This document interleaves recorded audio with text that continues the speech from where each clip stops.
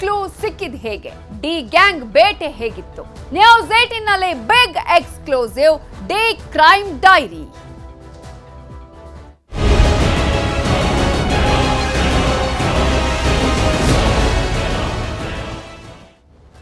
D gang crime ಡೈರಿಯ ತನಿಖೆ ಈಗಾಗಲೇ ಜೋರ ಆಗ್ತಾ ಇದೆ. ಸಾಕ್ಷಿಗಳ ಸಂಗ್ರಹವನ್ನ ಮಾಡಲಾಗ್ತಾ ಇದೆ.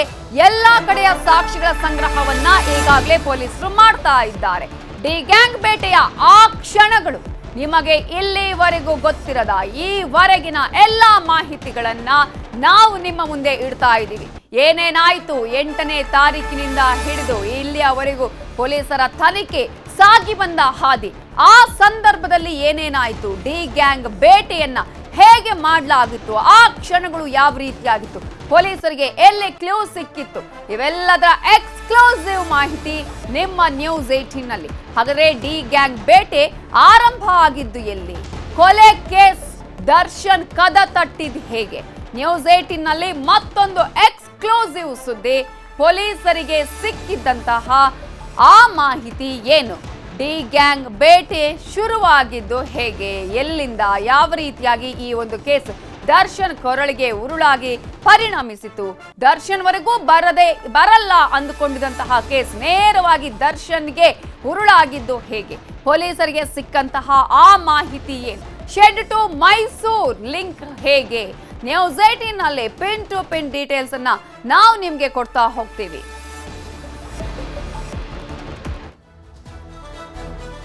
ಹಲವು ಸಮಯದಿಂದಲೂ ರೇಣುಕಾ ಸ್ವಾಮಿಯ ಕಿಡ್ನಾಪ್ಗೆ ಒಂದು ರೀತಿಯ ಪ್ಲಾನ್ ಅನ್ನ ಹಾಕಿಕೊಳ್ಳಲಾಗಿತ್ತು. ಆ ಸ್ಕೆಚ್ನ ರೀತಿಯಲ್ಲೇ ರೇಣುಕಾ ಸ್ವಾಮಿಯನ್ನ 8ನೇ ತಾರೀಕು ಪಟ್ಟಣಗೆರೆ ಶೆಡ್ಗೆ ಚಿತ್ರದುರ್ಗದಿಂದ ಕರ್ಕೊಂಡು ಬರಲಾಗಿತ್ತು. ಜೂನ್ 8ರಂದು ಆತನನ್ನ ಕಿಡ್ನಾಪ್ ಮಾಡಿ, ಆತನ ಮೇಲೆ ಹಲ್ಲೆಯನ್ನ ಮಾಡಿ, ವಿಕೃತ ಹಿಂಸೆಯನ್ನ ಮಾಡಿ ಆತನನ್ನ ಕೊಲೆ ಕೂಡ ಮಾಡಲಾಗುತ್ತೆ. 9ರಂದು ದೂರನ್ನ ನೀಡಲಾಗುತ್ತೆ. ಆದ್ರೆ ಆರೋಪಿಗಳ ಸರೆಂಡರ್ಗೂ ಮೊದಲೇ ಪೊಲೀಸರಿಗೆ ಸಾಕಷ್ಟು ಕ್ಲೂ ಸಿಕ್ಕಿತ್ತು. ಇಂಚಿಂಚು ಶೋಧವನ್ನ ಕೂಡ ಮಾಡಿದ್ರು ಪೊಲೀಸರು. ಈಗಾಗಲೇ ನಾವು ಗಮನಿಸ್ತಾ ಇದೀವಲ್ಲ, ಜೂನ್ 8ನೇ ತಾರೀಕು ಅಲ್ಲಿ ಕೊಲೆಯಾಗತ್ತೆ, 9ರಂದು ದೂರು ದಾಖಲಾಗತ್ತೆ, ಮೃತದೇಹ ಸಿಗತ್ತೆ, ಜೊತೆಗೆ ಆರೋಪಿಗಳು ಸರೆಂಡರ್ ಕೂಡ ಆಗ್ತಾರೆ. ಆದ್ರೆ ಆರೋಪಿಗಳ ಸರೆಂಡರ್ಗೆ ಮೊದಲೇ ಪೊಲೀಸರಿಗೆ ಸಾಕಷ್ಟು ಸಾಕ್ಷ್ಯ ಸಿಕ್ಕಿತ್ತು, ಇದ್ರ ಬಗ್ಗೆ ಮಾಹಿತಿ ಸಿಕ್ಕಿತ್ತು, ಕ್ಲೂ ಸಿಕ್ಕಿತ್ತು. ಮೃತದೇಹ ಸಿಕ್ಕಿದ ಸ್ಥಳದ CCTVಯನ್ನ ಅವರು ಮೊದಲೇ ತಲಾಶ್ ಮಾಡಿದ್ರು. ಸುಮನಹಳ್ಳಿ ಸುತ್ತಮುತ್ತದ CCTVಗಳನ್ನ ಶೋಧ ಮಾಡಿದ್ರು ಪೊಲೀಸರು. ಈ ವೇಳೆ ಅಲ್ಲಿ ಜೀಪ್ ಆಗಿರ್ಬೋದು, ಸ್ಕಾರ್ಪಿಯೋ ಬಗ್ಗೆ ಮಾಹಿತಿ ಕೂಡ ಸಿಕ್ಕಿರುತ್ತೆ. ರೆಡ್ ಕಲರ್ ಜೀಪ್ನ ಓಡಾಟದ ದೃಶ್ಯ ಪತ್ತೆ ಆಗಿರುತ್ತೆ. ಮೃತದೇಹ ಸಾಗಿಸಿದ ಸ್ಕಾರ್ಪಿಯೋ ವಿಡಿಯೋ ಕೂಡ ಸಿಗುತ್ತೆ. ರೆಡ್ ಕಲರ್ ಜೀಪ್ನ ಓಡಾಟ ಮಾಡಿರುವ ದೃಶ್ಯದ ಜೊತೆಗೆ ಸ್ಕಾರ್ಪಿಯೋ ಕಾರು, ಅಲ್ಲಿ ಮೃತದೇಹವನ್ನ ಸಾಗಿಸಿದ್ದು ಇದೇ ಒಂದು ಸ್ಕಾರ್ಪಿಯೋ ಕಾರಲ್ಲಿ, ಇದರ ವಿಡಿಯೋ ಕೂಡ ಸಿಕ್ಕಿರುತ್ತೆ. ಸೊ 2 ವಾಹನಗಳ ನಂಬರ್ ಅನ್ನ ಟ್ರೇಸ್ ಮಾಡಿತ್ತು ಖಾಕಿ. ವಿನಯ್ ಹೆಸರಿನಲ್ಲಿದ್ದಂತಹ ರೆಡ್ ಕಲರ್ ಜೀಪ್, ಅದೇ ರೀತಿಯಾಗಿ ಪ್ರದೋಷ್ ಹೆಸರಿನಲ್ಲಿದ್ದಂತಹ ಸ್ಕಾರ್ಪಿಯೋ ವಾಹನ, ಇವೆರಡರ ವಿಡಿಯೋ ಕೂಡ ಸಿಕ್ಕಿತ್ತು. ಈ ವೇಳೆಗೆ ಗೊತ್ತಾಗಿತ್ತು ಪೊಲೀಸರಿಗೆ, ಇದರಲ್ಲಿ ಕೇವಲ ಇವರು ಮಾತ್ರ ಅಲ್ಲ, ಪ್ರಭಾವಿಗಳ ಕೈವಾಡ ಇದೆ ಅನ್ನೋದು ಅಲ್ಲಿಗೆ ದೃಢಪಡುತ್ತೆ. ಪ್ರಮುಖವಾಗಿ ಈಗಾಗಲೇ ಶವವನ್ನು ಸಾಗಿಸಿದ್ದು ಪ್ರದೋಷ್ನ ಸ್ಕಾರ್ಪಿಯೋ ಕಾರಲ್ಲಿ. ಆತ ಕೂಡ ನಾವು ನಿನ್ನೆ ಕೂಡ ನಿಮಗೆ ಇನ್ಫಾರ್ಮೇಶನ್ ಕೊಡ್ತಾ ಇದ್ವಿ, ಯಾವ ರೀತಿಯಾಗಿ ಆತ ಅಲ್ಲಿ ಸ್ಟೋರಿ ಬ್ರೂಕ್ ಅಲ್ಲಿ ಆತ ಪಾರ್ಟಿಯನ್ನ ಮಾಡ್ತಾ ಇದ್ದ. ಅಲ್ಲಿಂದ ಆತ ಗೊತ್ತಿದ್ದ ಅಂದ್ರೆ ಫೋನ್ ಬಂತು ಅನ್ನುವ ಕಾರಣಕ್ಕಾಗಿ ಆತನಿಗೆ ಗೊತ್ತಿಲ್ಲದೇನೆ ಆತ ನೇರವಾಗಿ ಶೆಡ್ಗೆ ಹೋಗ್ತಾನೆ, ಹಲ್ಲೆಯನ್ನ ಮಾಡ್ತಾನೆ. ಜೊತೆಗೆ ಆ ನಂತರ ಶವ ವಿಲೇವಾರಿಯ ವಿಚಾರವನ್ನ ಆತನೇ ತಾನು ಕೈಗೆತ್ತಿಕೊಳ್ತಾನೆ.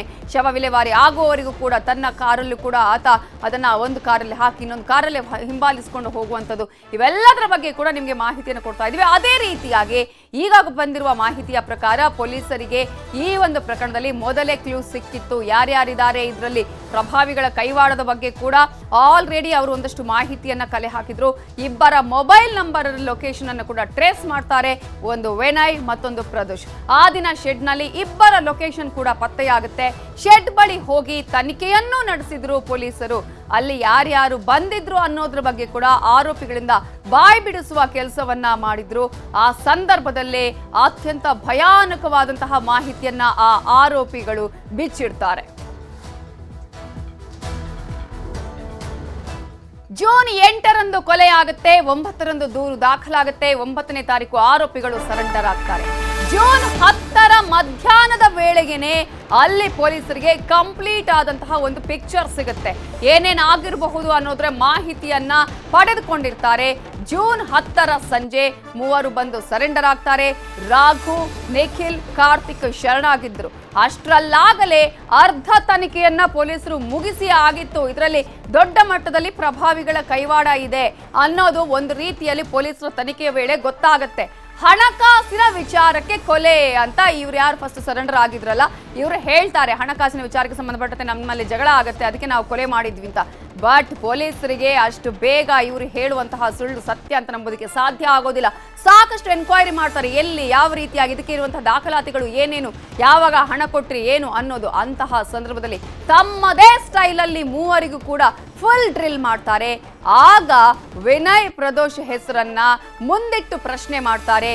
ಈ ವೇಳೆನೆ ದರ್ಶನ್, ಪವಿತ್ರ ಹೆಸರು ಕೂಡ ಹೊರಕ್ಕೆ ಬರೋದು. ಜೂನ್ 11ರಂದು ಎಲ್ಲರನ್ನ ಕೂಡ ಪೊಲೀಸರು ಬಂಧಿಸೋದನ್ನ ಕೂಡ ನಾವಿಲ್ಲಿ ನೋಡಬಹುದು. ಮೈಸೂರಿಗೆ ಹೋಗಿ 10ನೇ ತಾರೀಕಂದೆ ಅಲ್ಲಿ ಪೊಲೀಸರು ಹೋಗಿ ದರ್ಶನ್ ಅನ್ನ ಕೂಡ ಅರೆಸ್ಟ್ ಮಾಡ್ತಾರೆ. ಬೆಂಗಳೂರಿಗೆ ಕರೆ ತರ್ತಾರೆ. ಪವಿತ್ರರನ್ನು ಕೂಡ ಅದೇ ಸಂದರ್ಭದಲ್ಲಿ ಅರೆಸ್ಟ್ ಮಾಡ್ತಾರೆ ಬೆಂಗಳೂರಿನಲ್ಲಿ.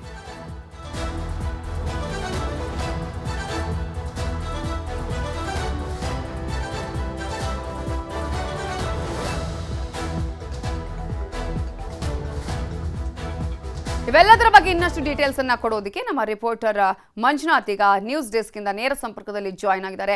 ಮಂಜುನಾಥ್, ಇಡೀ ಪ್ರಕರಣವನ್ನ ಗಮನಿಸಿದಾಗ ದಿನದಿಂದ ದಿನಕ್ಕೆ ಒಂದೊಂದು ಸ್ಫೋಟಕ ಮಾಹಿತಿಗಳು, ಸತ್ಯಗಳು ಹೊರ ಬರ್ತಾ ಇದೆ. ಪ್ರಮುಖವಾಗಿ ಪೊಲೀಸರಿಗೆ ಮೊದಲಿಗೆ ಕ್ಲೂ ಸಿಕ್ಕಿದ್ದು ಎಲ್ಲಿಂದ? ಇದರಲ್ಲಿ ಈ ಮೂವರು ಮಾತ್ರ ಇಲ್ಲ, ಇದರಲ್ಲಿ ಇನ್ನೊಂದಷ್ಟು ಜನರ ಪ್ರಭಾವಿಗಳು ಇದ್ದಾರೆ ಅನ್ನುವಂತಹ ಫಸ್ಟ್ ಕ್ಲೂ ಸಿಕ್ಕಿರೋದು ಎಲ್ಲಿಂದ? ನವಿತಾ, ಜೂನ್ 8ನೇ ತಾರೀಕಿನಂದು ಚಿತ್ರದುರ್ಗದಿಂದ ರೇಣುಕಾ ಸ್ವಾಮಿಯನ್ನ ದರ್ಶನ್ ಅವರ ಗ್ಯಾಂಗ್ ಕಿಡ್ನಾಪ್ ಮಾಡಿಕೊಂಡು ಬೆಂಗಳೂರಿನ ಪಟ್ಟಣಗೆರೆ ಶೆಡ್ಗೆ ಬರ್ತಾರೆ. ಪಟ್ಟಣಗೆರೆ ಶೆಡ್ನಲ್ಲಿ ಆತನ ಮೇಲೆ ಹಲ್ಲೆಯನ್ನು ಮಾಡ್ತಾರೆ. ಹಲ್ಲೆ ಆದಂಥ ಬಳಿಕ ಆತ ಸಾವನ್ನಪ್ತಾನೆ. ಆತ ಸಾವನ್ನಪ್ಪಿದ ಮೇಲೆ ಸ್ಕಾರ್ಪಿಯೋ ಕಾರ್ನಲ್ಲಿ ತಗೊಂಡೋಗಿ ರಾಜಕಾಲುವೆ ಅಂದರೆ ಕಾಮಾಕ್ಷಿಪಾಳ್ಯ ಠಾಣಾ ವ್ಯಾಪ್ತಿಯಲ್ಲಿರುವಂಥ ರಾಜಕಾಲುವೆ ಸಮೀಪ ಶವವನ್ನು ಬಿಸಾಕಿವರು. ಅಲ್ಲಿಂದ ಎಲ್ಲರೂ ಕೂಡ ಅಷ್ಟೇ ತಮ್ಮ ಪಾಡಿಗೆ ತಾವು ಹೋಗಿರ್ತಾರೆ. ಇದಾಂತ ಬಳಿಕ ಪೊಲೀಸರಿಗೆ 9ನೇ ತಾರೀಕಿನಂದು ಕಾಮಾಕ್ಷಿಪಾಳ್ಯ ಪೊಲೀಸರಿಗೆ ಮಾಹಿತಿ ಸಿಗುತ್ತೆ, ಇಲ್ಲೊಂದು ಅನ್ನೋನ್ ಬಾಡಿ ಬಿದ್ದಿದೆ ಅಂತೇಳಿ. ಇಮಿಡಿಯೇಟ್ ಆಗಿ ಪೊಲೀಸರು ಆ ಒಂದು ಸ್ಪಾಟ್ಗೆ ಹೋಗಿ ನೋಡಿದಂಥ ಸಂದರ್ಭದಲ್ಲೇ ಗೊತ್ತಾಗುತ್ತೆ ಇದು ಕೊಲೆ ಆಗಿದೆ ಅನ್ನುವಂಥದ್ದು. ಆ ತಕ್ಷಣವೇ ಪೊಲೀಸರು ಒಂದು ವಿಶೇಷ ತಂಡವನ್ನು ರಚನೆ ಮಾಡ್ಕೊಂಡ್ಬಿಟ್ಟು ಆ ಒಂದು ಮೃತದೇಹವನ್ನು ಬಿಸಾಡಿರುವಂತಹದ್ದು ಅಂದರೆ ಜೂನ್ 8ನೇ ತಾರೀಕಿನಂದು ರಾತ್ರಿ ಅನ್ನುವಂಥದ್ದು ಕನ್ಫರ್ಮ್ ಮಾಡ್ಕೊಂಡ್ಬಿಟ್ಟು ಸುತ್ತಮುತ್ತ ಇರುವಂಥ ಎಲ್ಲ CC ಕ್ಯಾಮ್ರಾಗಳನ್ನು ಕೂಡ ಜಾಲಾಡ್ತಾರೆ. ಜಾಲಾಡಿದಂಥ ಸಂದರ್ಭದಲ್ಲಿ ಒಂದೆರಡು ವೆಹಿಕಲ್ಗಳು ತುಂಬ ಅನುಮಾನಾಸ್ಪದವಾಗಿ ಅವರಿಗೆ ಕಂಡು ಬರುತ್ತೆ. ಅದೆರಡೂ ಕೂಡ ಅಷ್ಟೇ, ಒಂದು ಸ್ಕಾರ್ಪಿಯೋ ವೆಹಿಕಲ್ ಮತ್ತು ರೆಡ್ ಕಲರ್ ಜೀಪ್, ಇವೆರಡೂ ಕೂಡ ಅಷ್ಟೇ ಬಹಳ ಅನುಮಾನಾಸ್ಪದವಾಗಿ ಗೊತ್ತಾಗುತ್ತೆ. ತಕ್ಷಣವೇ ಪೊಲೀಸರು ಇದೇ ಒಂದು ವೆಹಿಕಲ್ಗಳ ಮುಖಾಂತರವಾಗಿ ಮೃತದೇಹವನ್ನು ತಂದು ಬಿಸಾಡಿರುವಂಥ ಒಂದು ಶಂಕೆಯ ಆಧಾರದ ಮೇಲೆ ಆ ಒಂದು CC ಕ್ಯಾಮ್ರಾಗಳನ್ನೇ ಫಾಲೋ ಮಾಡ್ಕೊಂಡು ಹೋಗ್ತಾರೆ. ಅಲ್ಲಿಂದ ಅಂದರೆ ಆ ಒಂದು ಮೃತದೇಹ ಬಿಸಾಕಿರುವಂತಹ ಒಂದು ಸ್ಥಳದಿಂದ ನೇರವಾಗಿ CC ಕ್ಯಾಮ್ರಾಗಳನ್ನು ಜಾಲಾಡಿಕೊಂಡು ಜೂನ್ 10ನೇ ತಾರೀಕಿನಂದು ಮಧ್ಯಾಹ್ನದ ವೇಳೆಗೆ ಪಟ್ಟಣಗೆರೆ ಶೆಡ್ಗೆ ಪೊಲೀಸರು ತಲುಪ್ತಾರೆ. ಅಂದರೆ ಜೂನ್ 10ನೇ ತಾರೀಕಂದು ಆ ಒಂದು ಶೆಡ್ಗೆ ತಲುಪಿದಂತಹ ಸಂದರ್ಭದಲ್ಲಿ ಅಲ್ಲಿದ್ದಂತಹ ಪೊಲೀಸರಿಗೆ ಒಂದು ಕ್ಲಿಯರ್ ಆಗುತ್ತೆ, ಇದೇ ಒಂದು ಶೆಡ್ನ ಒಳಗಡೆ ಕೊಲೆ ಆಗಿರುವಂಥ ಸಾಧ್ಯತೆ ಇದೆ ಅನ್ನುವಂಥದ್ದು ಅಲ್ಲಿ ಕನ್ಫರ್ಮ್ ಆಗುತ್ತೆ. ತಕ್ಷಣವೇ ಏನು ಮಾಡ್ತಾರೆ, ಆ ಒಂದು ಎರಡು ಕಾರ್ಗಳೇನಿತ್ತು ಆ ಒಂದು ಕಾರ್ಗಳ ನಂಬರ್ ಪ್ಲೇಟನ್ನು ಆಧರಿಸಿ RTO ಮುಖಾಂತರವಾಗಿ ಯಾರು ಓನರ್ಸ್ ಅನ್ನೋಂಥದ್ದು ತಿಳ್ಕೊತಾರೆ. ಆವಾಗಲೇ ಗೊತ್ತಾಗುತ್ತೆ ಆ ಒಂದು ರೆಡ್ ಕಲರ್ ಜೀಪ್ ವಿನಯ್ ಹೆಸರಿನಲ್ಲಿರುತ್ತೆ, ಸ್ಕಾರ್ಪಿಯೋ ವೆಹಿಕಲ್ಲು ಪ್ರದೂಷ್ ಹೆಸರಿನಲ್ಲಿದೆ ಅಂತ ಹೇಳ್ಬಿಟ್ಟು ತಕ್ಷಣವೇ ಅವರ ಮೊಬೈಲ್ ನಂಬರನ್ನು ಕಲೆಕ್ಟ್ ಮಾಡ್ಕೊತಾರೆ. ನಂಬರನ್ನು ಕಲೆಕ್ಟ್ ಮಾಡಿಕೊಂಡು ಟವರ್ ಲೊಕೇಶನ್ನ ಟ್ರೇಸ್ ಮಾಡೋದಕ್ಕೆ ಮುಂದಾಗ್ತಾರೆ. ಅಂದರೆ ಜೂನ್ 8ನೇ ತಾರೀಕಿನಂದು ಎರಡು ಟವರ್ ಲೊಕೇಶನ್ಗಳು ಎಲ್ಲಿ ಆಕ್ಟಿವ್ ಆಗಿತ್ತು ಅನ್ನೋಂಥದ್ರ ಬಗ್ಗೆ ಲೊಕೇಶನ್ಸ್ ಟ್ರೇಸ್ ಮಾಡಿದಂಥ ಸಂದರ್ಭದಲ್ಲಿ ಅದೇ ಒಂದು ಪಟ್ಟಣಗೆರೆ ಶೆಡ್ನಲ್ಲಿ ಎರಡೂ ನಂಬರ್ಗಳು ಕೂಡ ಲೊಕೇಟ್ ಆಗಿರುವಂಥದ್ದು ಕನ್ಫರ್ಮ್ ಆಗುತ್ತೆ. ಅವಾಗ ಪೊಲೀಸರಿಗೆ ಗೊತ್ತಾಗುತ್ತೆ ಇಬ್ಬರೂ ಕೂಡ ಅಷ್ಟೇ ಈ ಒಂದು ಪ್ರಕರಣದಲ್ಲಿ ಇನ್ವಾಲ್ವ್ ಆಗಿರುವಂತಹ ಸಾಧ್ಯತೆ ಹೆಚ್ಚಾಗಿದೆ ಅಂತ ಹೇಳ್ಬಿಟ್ಟು ಯಾವಾಗ ಪೊಲೀಸರು ಹಿರಿಯ ಅಧಿಕಾರಿಗಳು ಇಮಿಡಿಯೇಟ್ ಆಗಿ ಜೂನ್ 10ನೇ ತಾರೀಕಿನಂದು ಸಂಜೆ 4 ಗಂಟೆ ಸಮೀಪಕ್ಕೆ ಹಿರಿಯ ಅಧಿಕಾರಿಗಳಿಗೆ ಫೋನ್ ಮಾಡ್ತಾರೆ. ಈ ಒಂದು ಪ್ರಕರಣದ ಹಿಂದೆ ಬೇರೆ ಬೇರೆ ರೀತಿಯಂತ ಕೈವಾಡಗಳಿರುವಂತಹ ಸಾಧ್ಯತೆ ಇದೆ ಅಂತ ಹೇಳ್ಬಿಟ್ಟು ಪೊಲೀಸರು ಅಂದಿದ ತಕ್ಷಣವೇ DCP ಅವರು ಕೂಡ ಅಷ್ಟೇ ಕಾಮಾಕ್ಷಿಪಾಳ್ಯ ಪೊಲೀಸ್ ಸ್ಟೇಷನ್ಗೆ ಸಂಜೆ 6 ಗಂಟೆ ಅಷ್ಟೊತ್ತಿಗೆ ಬರ್ತಾರೆ. ಅಲ್ಲಿರುವಂತಹ ಪೊಲೀಸರು ಕೂಡ ಅಷ್ಟೇ ಶೆಡ್ನಿಂದ ನೇರವಾಗಿ ಸ್ಟೇಷನ್ಗೆ ಬರ್ತಾರೆ. ಆದರೆ 7 ಗಂಟೆಗೆ 3 ಜನ ಆರೋಪಿಗಳು ಹೋಗಿ ನಾವೇ ಕೊಲೆ ಮಾಡಿದ್ದೀವಿ ಅಂತೇಳಿ ಸರೆಂಡರ್ ಆಗ್ತಾರೆ. ಅವಾಗ ಪೊಲೀಸರಿಗೆ ಎಲ್ಲೋ ಒಂದು ಕಡೆ ಈ ಒಂದು ಪ್ರಕರಣದಲ್ಲಿ ಸಾಕಷ್ಟು ಅನುಮಾನಗಳು ಮೂಡ್ತವೆ. ಯಾಕಂದ್ರೆ 3 ಜನ ಏನು ಸರೆಂಡರ್ ಆಗಿ ಬಂದಿದ್ರು, ಫೈನಾನ್ಷಿಯಲ್ ವಿಚಾರಕ್ಕೆ ನಾವು ರೇಣುಕಾ ಸ್ವಾಮಿಯನ್ನ ಕೊಲೆ ಮಾಡಿದ್ವಿ ಅಂತ ಕೂಡ ಅವ್ರು ಹೇಳ್ತಾರೆ. ಆಗ ಪೊಲೀಸರಿಗೆ ಅನುಮಾನ ಶುರುವಾಗುತ್ತೆ. ಯಾಕಂದ್ರೆ ಕಾರುಗಳಿರುವಂಥದ್ದು ಬೇರೆಯವ್ರ ಹೆಸರಿನಲ್ಲಿ ಆ ಲೊಕೇಶನ್ಗೆ ಕೂಡ ಅಷ್ಟು ಹೋದರೆ ಅಲ್ಲಿ ಆರೋಪಿಗಳ ಹೆಸರಿನಲ್ಲಿರುವಂಥ ಸಿಮ್ ಕಾರ್ಡ್ನಲ್ಲಿರುವಂಥ ವ್ಯಕ್ತಿಗಳ ಲೊಕೇಟ್ ಆಗಿದ್ದಾರೆ. ಆದರೆ ಆರೋಪಿಗಳು ಬೇರೆಯವ್ರು ಬಂದು ಸರೆಂಡರ್ ಆಗ್ತಿದ್ದಾರೆ ಅಂತ ಹೇಳಿಬಿಟ್ಟು ಅವ್ರಿಗೆ ಅನುಮಾನ ಬರುತ್ತೆ. ಆವಾಗ ಪೊಲೀಸರು ತಮ್ಮದೇ ಆದಂಥ ಒಂದು ಸ್ಟೈಲ್ನಲ್ಲಿ 3 ಜನ ಆರೋಪಿಗಳನ್ನು 9 ಗಂಟೆವರೆಗೂ ಕೂಡ ಅಷ್ಟೇ ವಿಚಾರಣೆಯನ್ನು ಮಾಡ್ತಾರೆ. 9 ಗಂಟೆಗೆ ಪ್ರದೋಷ್ ಹಾಗೂ ವಿನಯ್ ಹೆಸರನ್ನ 3 ಜನ ಆರೋಪಿಗಳು ಕೂಡ ಬಾಯಿ ಬಿಡ್ತಾರೆ. ತಕ್ಷಣವೇ 10 ಗಂಟೆ ಅಷ್ಟೊತ್ತಿಗೆ ವಿನಯ್ ಹಾಗೂ ಪ್ರದೋಷ್ ಇಬ್ಬರನ್ನು ಕೂಡ ಅಷ್ಟೇ RR ನಗರದಿಂದ ಅರೆಸ್ಟ್ ಮಾಡ್ಕೊಂಡ್ರೆ ವಶಕ್ಕೆ ಪಡ್ಕೊಂಡು ಕರ್ಕೊಂಡು ಬರ್ತಾರೆ. ಕರ್ಕೊಂಡು ಬಂದು ರಾತ್ರಿ 11-12 ಗಂಟೆವರೆಗೂ ಕೂಡ ಅಷ್ಟೇ ವಿನಯ್ ಪ್ರದೋಷ್ ಸೇರಿದಂತೆ 3 ಜನ ಏನು ಸರೆಂಡರ್ ಆಗಿದ್ದು ಎಲ್ಲರನ್ನೂ ಕೂಡ ವಿಚಾರಣೆ ಮಾಡ್ತಾರೆ. ಆಗಲೇ ರಾತ್ರಿ 12 ಗಂಟೆ ಸುಮಾರಿಗೆ ನಟ ದರ್ಶನ್ ಮತ್ತು ಪವಿತ್ರ ಗೌಡ ಈ ಒಂದು ಕೇಸ್ನಲ್ಲಿ ಎಲ್ಲೋ ಒಂದು ರೀತಿ ಲಿಂಕ್ ಆಗಿದ್ದಾರೆ ಅನ್ನುವಂಥದ್ದು ಗೊತ್ತಾಗುತ್ತೆ. ತಕ್ಷಣವೇ ಪೊಲೀಸರು ರಾತ್ರಿ 12 ಗಂಟೆಗೆ ಆ ಒಂದು ಪಟ್ಟಣಗೆರೆ ಶೆಡ್ಗೆ ಹೋಗಿ ಅಲ್ಲಿರುವಂಥ CC ಕ್ಯಾಮ್ರಾಗಳನ್ನು ವೆರಿಫೈ ಮಾಡೋಕ್ಕೆ ಮುಂದಾಗ್ತಾರೆ. ಅಲ್ಲಿರುವಂಥ CC ಕ್ಯಾಮ್ರಾದ DVRಗಳನ್ನು ಇಮಿಡಿಯೇಟ್ ಆಗಿ ವಶಕ್ಕೆ ಪಡೆದು ಅಲ್ಲಿರುವಂಥ ಫೂಟೇಜನ್ನು ಸರ್ಚ್ ಮಾಡೋಕ್ಕೆ ಮುಂದಾಗ್ತಾರೆ. ಆಗಲೇ ಒಂದು ಗೊತ್ತಾಗುತ್ತೆ, ನಟ ದರ್ಶನ್ ಮತ್ತು ಪವಿತ್ರ ಗೌಡ ಜೂನ್ 8ನೇ ತಾರೀಕಿನಂದು ಮಧ್ಯಾಹ್ನ 3 ಗಂಟೆ 30 ನಿಮಿಷದ ಸುಮಾರಿನಲ್ಲಿ ಅವರು ಬಂದು ಹೋಗಿರುವಂಥದ್ರ ಬಗ್ಗೆ ಇನ್ ಆ್ಯಂಡ್ ಔಟ್ CC ಕ್ಯಾಮ್ರಾಗಳು ಸಿಗುತ್ತೆ. ಅದಾದ ಬಳಿಕ ಸಂಜೆ 6 ಗಂಟೆಗೆ ಮತ್ತೆ ಇನ್ನೊಮ್ಮೆ ನಟ ದರ್ಶನ್ ಕೂಡ ಅಷ್ಟೇ ಆ ಒಂದು ಶೆಡ್ನ ಒಳಗಡೆ ಎಂಟ್ರಿ ಆಗಿರುವಂಥದ್ದು CC ಕ್ಯಾಮ್ರಾ ಸಿಗುತ್ತೆ. ಜೊತೆಗೆ ಟವರ್ ಲೊಕೇಶನ್ ಅನ್ನ ಟ್ರೇಸ್ ಮಾಡಿದಂಥ ಸಂದರ್ಭದಲ್ಲಿ ನಟ ದರ್ಶನ್ ಅಷ್ಟೇ ಅಲ್ಲದೆ ಸಾಕಷ್ಟು ಆರೋಪಿಗಳು ಆ ಒಂದು ಶೆಡ್ನ ಒಳಗಡೆ ಇರುವಂತದ್ದು ಕೂಡ ಕನ್ಫರ್ಮ್ ಆಗುತ್ತೆ. ಆಗ ಗೊತ್ತಾಗುತ್ತೆ ಇಡೀ ಒಂದು ಗ್ಯಾಂಗ್ನಿಂದ ಈ ಒಂದು ರೇಣುಕಾ ಸ್ವಾಮಿಯನ್ನ ಕೊಲೆ ಮಾಡಿದ್ದಾರೆ ಅಂತ ಹೇಳ್ಬಿಟ್ಟು ತಕ್ಷಣವೇ ಆರೋಪಿಗಳ ಹೇಳಿಕೆಯನ್ನು ಆಧರಿಸಿಕೊಂಡು ರಾತ್ರಿ 1-2 ಗಂಟೆ ಸುಮಾರಿಗೆ ಹಿರಿಯ ಅಧಿಕಾರಿಗಳಿಗೆ ಮಾಹಿತಿಯನ್ನು ಕೊಟ್ಟು ನಟ ದರ್ಶನ್ ಈ ಒಂದು ಪ್ರಕರಣದಲ್ಲಿ ನೇರವಾಗಿ ಭಾಗಿಯಾಗಿದ್ದಾರೆ ಅನ್ನೋದ್ರ ಬಗ್ಗೆ ಮಾಹಿತಿಯನ್ನು ಕೂಡ ಕೊಡ್ತಾರೆ. ಇಮಿಡಿಯೇಟ್ ಆಗಿ ರಾತ್ರಿ 2 ಗಂಟೆಯಲ್ಲಿ ನಗರ ಪೊಲೀಸ್ ಆಯುಕ್ತರು ಕೂಡ ಅಷ್ಟೇ ನೇರವಾಗಿ ಭಾಗಿಯಾಗಿರೋದ್ರ ಬಗ್ಗೆ ಸಾಕ್ಷ್ಯಾಧಾರಗಳಿದ್ರೆ ನಟ ದರ್ಶನನ ಅರೆಸ್ಟ್ ಮಾಡಿ ಅಂತ ಹೇಳ್ತಾರೆ.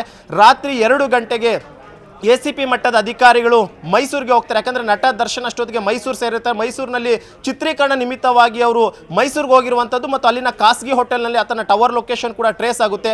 2 ಗಂಟೆಗೆ ಇಲ್ಲಿ ಬಿಟ್ಟಂತಹ ಅಧಿಕಾರಿಗಳು ಮುಂಜಾನೆ 4:15 ಅಷ್ಟೊತ್ತಿಗೆ ಮೈಸೂರನ್ನು ತಲುಪಿಸ್ಬಿಟ್ಟು ಅಲ್ಲಿ ನಟ ದರ್ಶನ್ ಅವರ ಚಲನವಲನಗಳ ಮೇಲೆ ನಿಗಾ ಇಡ್ತಾರೆ. ಆ ಒಂದು ಸಂದರ್ಭದಲ್ಲಿ ನಟ ದರ್ಶನ್ ಬೆಳಿಗ್ಗೆ ಎಂದಿನಂತೆ ಎದ್ದು 6:30ಗೆ ಜಿಮ್ ಮುಗಿಸ್ಕೊಂಡು ಇನ್ನೇನು ತಮ್ಮ ಕೊಠಡಿಗೆ ವಾಪಸ್ ಬರುವಂಥ ಸಂದರ್ಭದಲ್ಲಿ ಪೊಲೀಸರು ನಟ ದರ್ಶನನ್ನು ಅರೆಸ್ಟ್ ಮಾಡ್ಕೊಂಡು ಅಲ್ಲಿಂದ ಕರ್ಕೊಂಡು ಬರ್ತಾರೆ. ಅಲ್ಲ ಅಂತ ಬಳಿಕ ಒಬ್ಬೊಬ್ಬರನ್ನೇ ವಿಚಾರಣೆ ಮಾಡಿದಂಥ ಸಂದರ್ಭದಲ್ಲಿ ಈ ಒಂದು ಪ್ರಕರಣದಲ್ಲಿ ಯಾರೆಲ್ಲ ಇನ್ವಾಲ್ವ್ಮೆಂಟ್ ಇದ್ದಾರೆ ಅಂತ ಹೇಳ್ಬಿಟ್ಟು ಒಟ್ಟು 17 ಜನ ಆರೋಪಿಗಳ ಇನ್ವಾಲ್ವ್ಮೆಂಟ್ ಇರುವಂಥದ್ದು ಕೂಡ ಅಷ್ಟೇ ಪೊಲೀಸರ ತನಿಖೆಯ ಸಂದರ್ಭದಲ್ಲಿ ಬಯಲಾಗಿದೆ. ಸದ್ಯಕ್ಕೆ ಒಂದು ಪ್ರಕರಣದಲ್ಲಿ 17 ಜನ ಆರೋಪಿಗಳನ್ನು ಬಂಧನ ಮಾಡಿದರೆ ಎಲ್ಲೋ ಒಂದು ಕಡೆ ನಟ ದರ್ಶನ್ ಏನಾದರೂ ಆ ಸರೆಂಡರ್ ಪ್ಲಾನ್ ಮಾಡಿಲ್ಲ ಅಂದರೂ ಕೂಡ ಅಷ್ಟೇ ಬಹುತೇಕ 1 ದಿನ ಅಥವಾ 2 ದಿನ ಲೇಟ್ ಆಗ್ತಿತ್ತು ಹೊರತು ನಟ ದರ್ಶನ್ ಬಂಧನವಂತೂ ಕನ್ಫರ್ಮ್ ಅನ್ನುವಂಥದ್ದು ಕೂಡ ಈಗಾಗಲೇ ತನಿಖಾಧಿಕಾರಿಗಳು ಹೇಳ್ತಾ ಇರುವಂತಹದ್ದು. Navitha, thank you Manjunath ಡೀಟೇಲ್ಸ್ಗೆ.